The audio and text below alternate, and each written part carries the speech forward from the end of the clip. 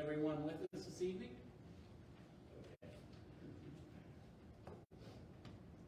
There we go. Our scripture reading for tonight comes from 1 Peter chapter 2 and verse 9. And it's from the King James Version, just because it had the word that I wanted. But ye are a chosen generation, a royal priesthood, a holy nation, a peculiar people, that ye should show forth the praises of him who hath called you out of darkness and into his marvelous light. Our lesson today is titled, Peculiar People. We live in a world today, especially, where nobody wants to be left out. It seems like everybody wants to be like everybody else. If this person has something, this person wants it. And it's just a real copycat society. And when you think about it, for the most part, from an outward viewpoint, there's very little difference between those who profess to be Christians and those who don't. Think about that. I mean, we are to be strangers in this world, and we're to let our light shine. But I've heard stories of men who worked in a factory side by side for 20 years, both Christians, and neither one of them knew it. Think about that. That's frightening. But that's the society that we live in. In our text, the King James Version, as I said, uses the word peculiar, where the NIV says, a people belonging to God. Sadly, for many Christians, their attitudes and their inward mindsets have been shaped more by the patterns of the world than by the patterns of God. And that's part of the difficulty of trying to walk in the light, because the mindset is set, or at least influenced, by the dark. And it's hard to do that. And so we have to walk in the light, walk by the light, be influenced by God's Word. You know, many choose fellowship with friends over fellowship with Jesus. They choose climbing the corporate ladder over the spiritual ladder of maturity. They choose material reward over spiritual reward. They choose being popular over being peculiar. Because we know in this world we are not supposed to fit in. We are of God, and this world is of Satan. So we should not fit in. We should not look right. People should recognize we're different. We're different. There are many examples of peculiar people in the Bible.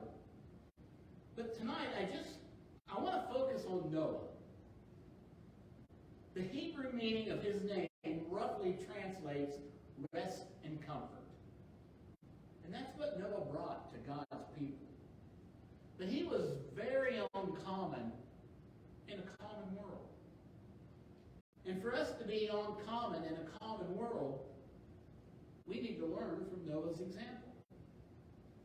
First of all, we know that Noah was walking with God. And that's where we have to start. We have to walk with God. That's what sets us apart from most of the world. If we walk with God. At the time of Noah, we know that the world was corrupt. Genesis chapter 6 and verse 6 says, the Lord was grieved that he had made man on earth, and his heart was filled with pain. All the thoughts of men were evil all the time. Can you imagine? Yeah, we live in a society like that, don't we? Just look at the things that people consider entertainment.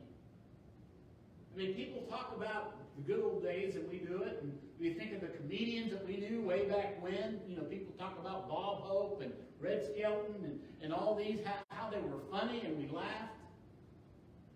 Comedians today aren't like that, are they?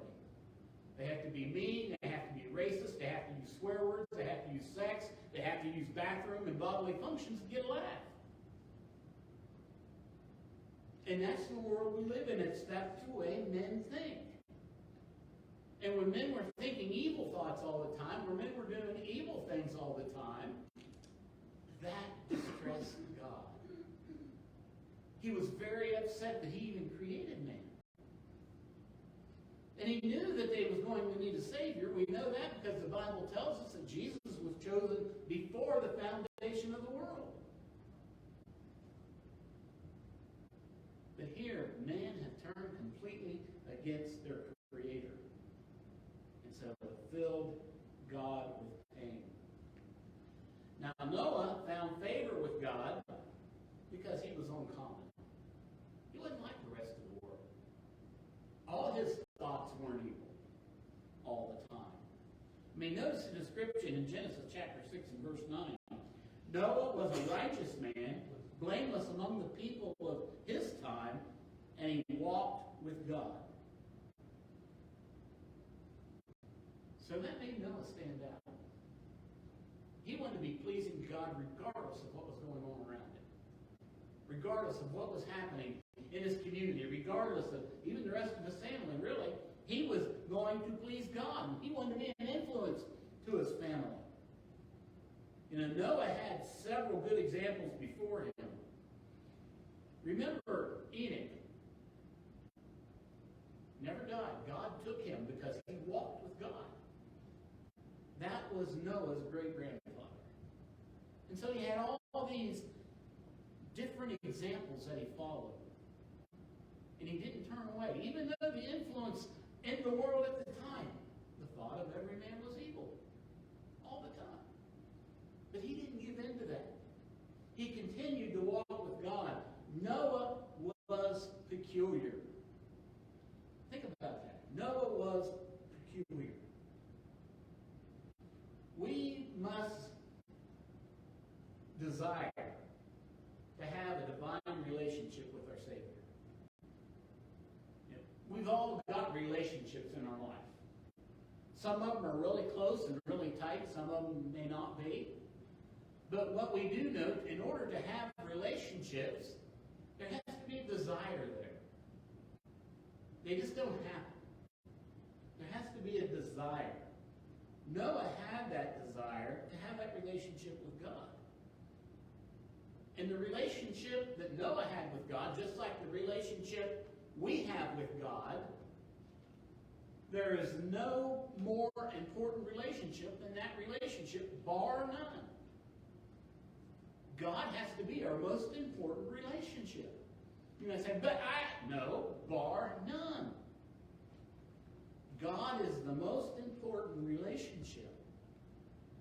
And that true relationship means we're walking in fellowship with God. We're listening to His Word, and we're letting that Word form our life. His Word forms our thoughts and forms our words as we seek to be like Him, as we seek to reflect Him in everything that we do. And then, of course, in order to be in fellowship with God, and this is where it really becomes difficult sometimes, but in order to be in fellowship with God, we have to be in fellowship with one another. John wrote in 1 John chapter 2 and verse 9, anyone who claims to be in the light but hates his brother is still in the darkness. And he goes on to say, because you cannot love God whom you have not seen and hate your brother whom you have seen. So if you want to be in fellowship with God, then you need to be in fellowship with your brothers. Been in congregations, heard Christians say, I can't stand that person over there.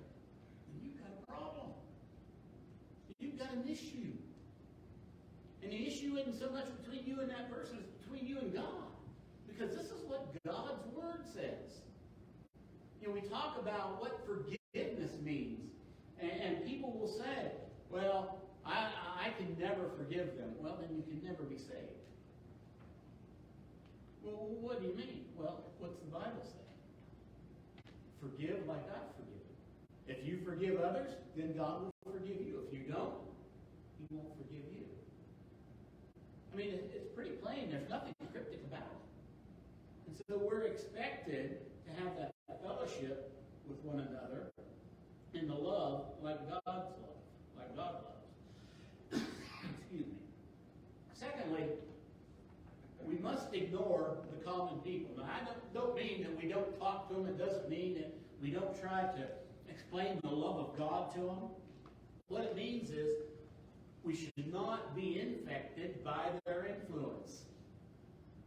You know, what they're doing, if it isn't godly, it should have no part in our life. So we don't allow that to happen. You know, it's about many of the things in life, I mean, because we do live in a world that isn't necessarily God-friendly, if you'll say. And it's getting worse with every generation. And so we're living in a world where we are the strangers. And people do try to influence us. People try to convince us that our faith is useless, that God doesn't exist. And they will argue tooth and nail about that. And I usually ask people when they really get on me about it, I always ask them, what skin is off of your nose if I believe in God? Why does that bother you so much? Well, you know why it bothers them. It's their conscience. Because they're thinking, I could be wrong. But they figure if they can convince enough people, then they must be right. But they're not. So we can't allow that to be infected by the influence of the world and walk in their ways and do the things that they do. Noah built an ark because God told him to. For 120 years, as he's building this ark, he was preaching to the people. He was telling people about God. He was telling people about the love of God. The Bible doesn't specifically say it, but I think we can safely assume the people just laughed at him. Laughed at this crazy old man building a huge old boat in the middle of the desert. Why do you build a boat in the desert? I mean, imagine his neighbors. What's that crazy Noah building over there? Why is he building a boat in the middle of the desert? What's he mean it's going to rain and going to flood? Because as far as we know, up to this point, there hadn't been any rain on the earth. What's he mean by that? Well, he knew exactly what he meant. But there were those who just mocked him, made fun of him. But when it started raining and the waters started rising, the Bible tells us there were those wanting to get into the ark. Too late. It's too late. And it's going to be the same way in the day of the Lord. When he returns, people want to be coming to the Lord, but it's too late. It's too late at that point. We have all this time now to come to the Lord. I mean, besides building a boat in the middle of the desert and preaching the love of God to an evil people, what made Noah peculiar? Well, in Genesis chapter 6, verse 22, it says, Noah did everything just as God commanded him. That's what made him peculiar. That's what made him different. He was obedient to God. And not just obedient in his mind, but he did everything just as God commanded him. And I think that's important to burn that into our brain. I mean, so many times as Christians, we might think, well, we're doing the right thing, or doing this, or doing that. Noah did everything just as God commanded him. You know, when God gave him the dimensions for the ark, he didn't say, oh, well, you know, let's see, maybe if I do this instead, or what if I do that? When God told him what kind of wood to use, he didn't say, well, that's not very plentiful around here. Maybe I can change the kind of wood. He didn't do that either. He done everything just as God commanded him. Made it to the exact specifications with the exact material. When we go through life, we need to understand here's God's commands. And we want to do things just as God commanded if we want to be pleasing to him. Sometimes it's hard to ignore people. Sometimes we must. There's a lot of noise out there that has no benefit to us. But we need to be, or at least try to be, consistent with the peculiar people. We need to surround ourselves with people that are good influences on us, that don't try to pull us away from God, that don't try to teach us things that the Bible doesn't teach. There's a lot of that out there. There's people that claim to be Christians, people that claim to know God and walk with God. And then the longer you talk to them and the things that they say, this is what I believe, this is what the Bible teaches, you start thinking, what Bible are you reading, man? It doesn't teach that. I read a whole article here a while back about this lady talking about heaven and hell is in your mind. They're not physical places. And I thought, boy, that's interesting. And she's popping scripture out there saying it comes from this and comes from that. And, even the most basic Bible student could read that article and see she was twisting the scriptures to get to her point. But that's not what it says. Take them out of context. It says, but it's in your mind. And I don't think the Bible ever tells us that. It never does. Flesh and blood can't enter the kingdom of heaven. I understand that. But that don't mean it's in my mind. It's still a place. Look what Paul says in 1 Corinthians chapter 15, verse 33. Do not be deceived. Bad company corrupts good morals. Think about that a minute. It's very difficult to be around evil influences for very long without it having some sort of influence on you. Now, that doesn't mean we avoid these people, but we don't make our life in our home amongst that. We need to be around godly people. That's why worship is important. That's why coming to assembly is important. Because that's when we can come in here amongst friendly faces with our brothers and sisters. We can take our beaten armor off, leave it at the door in here, and we can nurse our wounds and allow each other to encourage ourselves and them and get ready for the battle again. But we have to take that break. We have to be influenced by good. There's a lot of people that have tried to go back into their way of life after coming to Christ, and they realize it's pulling me away. It's pulling me away from Christ instead of me pulling people out of that. And it's a difficult thing to do because the flesh has a strong draw.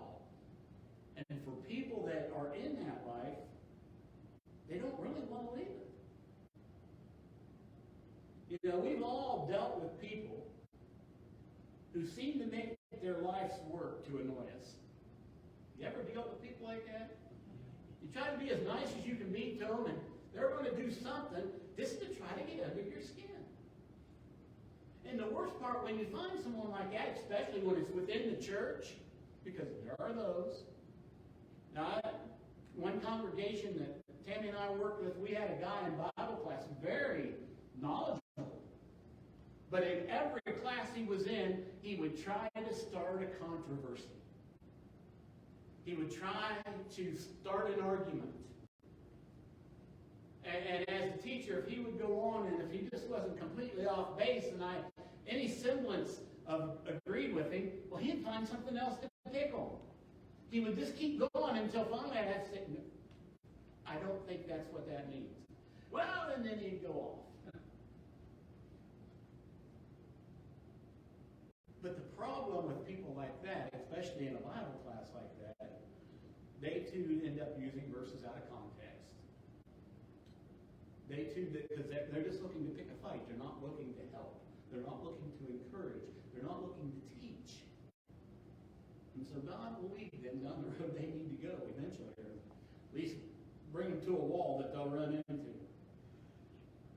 But even people in the world, we go out and we serve and we minister, and they have no appreciation.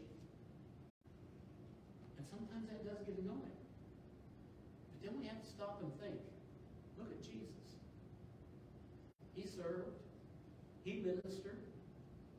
But he just kept going. He just kept doing it. And of course, the best example we got were the 10 lepers that he cured. And only one came back, a Samaritan at that, and thanked him. And Jesus even asked him, where are the rest? Where did the 10 of you cured and only one of you came back to thank me? Only one of you? He understood what we go through. He understood doing things for people and them not having appreciation. But he tells us just to keep going and keep doing it. So finally, to be like Noah, we must be obedient to God's commands. You know, basically, as New Testament Christians, we have two commands. Love God, love your neighbor. Because God says if you can do that, everything else is going to fall into place behind it. Because that's the two pillars that we build on. Loving God, loving our neighbors. Noah set the example in being obedient to God. He set the example in this. We saw his obedience in Genesis 6:22. Look at Genesis 7, verse 5. Noah did according to all that the Lord had commanded him. He did according to all. Not just the things that he thought he could do, not just the things that he thought were important. He did everything the Lord commanded him. Everything. See, too often as people, we put importance on certain things and lack of importance on other things. Even in God's Word, even in when we read the Bible. Well, that's not important. That's not important. No, but this is important. This part's important. That if God felt we should know it, that kind of makes it all important. Doesn't it? Especially when he's telling us how to live, telling us how to deal with one another, telling us how to get close to him. But Noah doing according to all that God commanded him is just a recurring theme in his life. We see it several times. He wasn't perfect. However, he did listen to God. He did listen to God, and that's what's important. Because we know only one man walked this earth that was perfect. And that's because his mind was fully set on pleasing God all the time. We have a problem doing that. Because we still want to please ourselves sometimes. We want to please our spouse sometimes. We want to please our kids sometimes. Jesus' only agenda on earth was to please God and teach the things God taught him. Noah done a really good job of doing all that God had commanded him. But like I said, we know he wasn't perfect. We know he had his issues, just like every other human being. But we don't have to be perfect to serve God. We just have to put him first and understand his word is important. And we need to do our very best to follow it and realize when we mess up and take it to him and ask him for forgiveness. Now, being obedient is a requirement of God. Deuteronomy 26 and verse 16. This day the Lord your God commands you to do these statutes and ordinances, that you shall therefore be careful to do them with all your heart, with all your soul. Yes, that is Old Testament, but that principle stands firm yet today. because Jesus reiterates that in the New Testament, to put God first. Be careful to listen to what God says. So it is a requirement. Secondly, Joshua chapter 1 and verse 8. This book of the law shall not depart from your mouth, but you shall meditate on it day and night, so that you may be careful to do according to all that is written in it. For then you will make your ways prosperous, and you will have success. Meditate on the book every day and night. Do what is written in it. But notice at the end of that, he says, for then you will make your way prosperous, and you will have success. So God's saying your prosperity and your success is in your hands. Think about that a minute. It's in your hands. But God, how's it in my hands? Do as I told you to do. Live your life according to the Word. And you will be prosperous and have success. Does it mean you'll be rich beyond your wildest means? No. But what it means is your mindset will change and you'll understand that everything you do is all about God. And your life will be full and your life will be rich in that way. Now, He might be blessed material like Job. He might bless you like that. But notice what He's saying, the fact that He's saying that this is all up to you. It's your choice. It's your choice. And of course, it's also better than sacrifice. God wants us to be obedient. I mean, here in 1 Samuel chapter 15, verse 22, in a time where sacrifices were a requirement for worshiping God, and Saul was disobedient, Samuel told him, behold, to obey is better than sacrifice. You see, God had sent Saul on the mission and said, kill all the people, kill the king, kill the animals, all that's supposed to be sacrificed to God. Well, then Samuel was going to meet him and they was going to have to sacrifice. But Samuel was late. Saul got nervous. And so Saul decided, I'll just do the sacrifice. Well, Saul's not allowed to do the sacrifice. He's not a priest. And so he's in the middle of this. Here comes Samuel. Here comes Samuel. Saul, what are you doing? Well, you was delayed in coming, so I thought I'd go ahead and do this. Why are all these animals around here? Well, we killed them all, but we saved the best. We saved the best. Is that what God told you to do? Well, no, but the men wanted to keep them. Saul, you're the king. You're in charge. God put this in your hands. And that's when the kingdom was yanked from his family. Samuel said, it's better to obey than to sacrifice.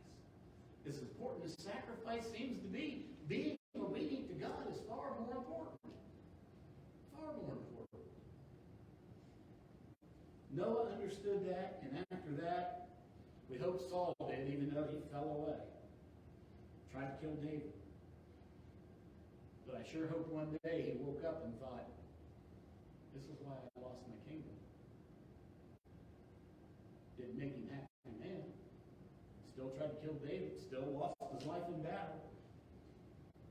But I just often wondered if he ever looked back at that moment and said, this is what's causing all the problems in my household. The fact that I didn't obey God. So being obedient brings blessing to our lives.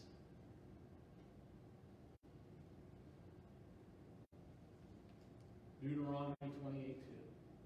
All these blessings will come upon you and accompany you if you obey the Lord your God. We have a lot of promises if eternal life. We have the promise that God will never forsake us. I often look at the life of Paul and see a man who suffered greatly. But he never took his eyes off the prize. He never failed God. Was he perfect? No. But he understood his role, and he understood being obedient, and he understood doing what God called him to do. And he looked at his life as one that was filled with joy, even though he did suffer. Even though there were times he didn't have enough to eat. But he allowed himself to look at his life as blessed. Being obedient also shows our love toward the Father. 2 John, verse 6. And this is love, that we walk according to his commandments. Jesus said, if you love me, you'll obey my commandments. John recorded those words, and then here in his second letter, he repeats them. Love is walking according to his commandments. And that gives us another blessing. And it makes us wise people. Matthew chapter 7, verse 24. Therefore, everyone who hears these words of mine and acts on them may be compared to the wise man who built his house upon the rock. And of course, we know how that goes. So listening to the Word of God, being obedient to the Word of God, makes us wise. Because comparing us to the wise man who built his house upon the rock, when the storms came, the house stood firm. Oh, but the foolish man who built his house upon the sand, when the storms came, his house collapsed with a great fall. Because he wasn't focused in the right place. He wasn't being obedient. Many years ago, a hurricane came up through Florida. You may remember it was called Hurricane Andrew. And it was a nasty one. And after this hurricane came through, I mean, it was a big storm. We was living in Ohio at the time, and we was getting remnants of it up there. But there was an interview with a man on the news who was in this neighborhood. All the houses in his neighborhood were almost completely destroyed. His was standing, basically unscathed. And so the newscasters asked him, says, why do you think your house is the only one left in your community standing? Well, I can't tell you why. He said, but what I can tell you is when we built this house, we followed the code to the letter.